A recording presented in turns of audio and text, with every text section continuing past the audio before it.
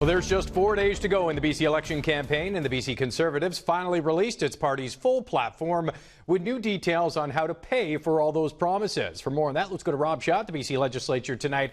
Rob, what jumped out to you? Well, Paul, here it is, 114 pages of BC Conservative election promises, very late in the race. Leader John Rustad saying that's because he wanted to announce everything individually. So there is nothing actually new in this document. The marquee promises of that Rustad rebate, the return of plastic straws, return of letter grades to report cards, the removal of PST on used cars.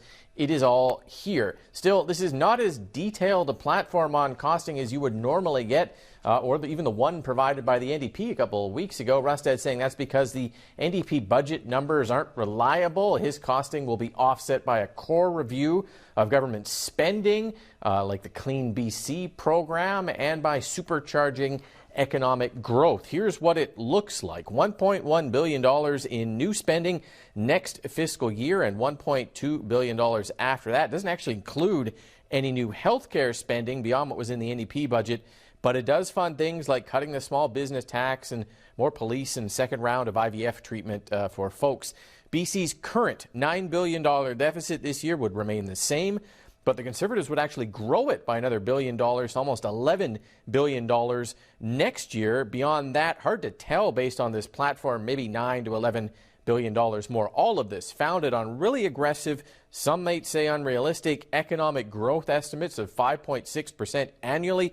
A huge jump from the 1% now, and BC's projected growth of 2.3% in the economy next year. Here's Rustad and EB today.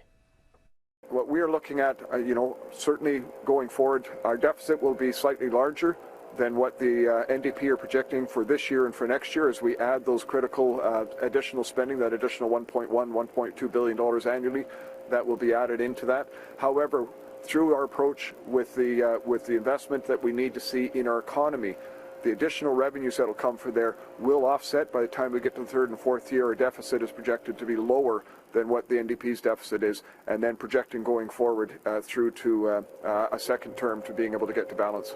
The solution is not to cram more kids into each classroom and to cut our healthcare system. The solution is to make sure we have high quality, efficient, effective public services. That is a competitive advantage for us in British Columbia. Also, the party is digesting new polling today, the trend lines of which appear to show a slowing of the BC Conservative momentum. Again, though, this is free polling, so take it all with a grain of salt. But a new Angus Reid poll showing a steady 45% support for the NDP, with the Conservatives dropping to 40% and the Greens at 12%, with 3% undecided or independent. Angus Reid using a really large sample size here, 3 times normal size, meaning the lower margin of error lets us look at regions with more confidence, like on the island.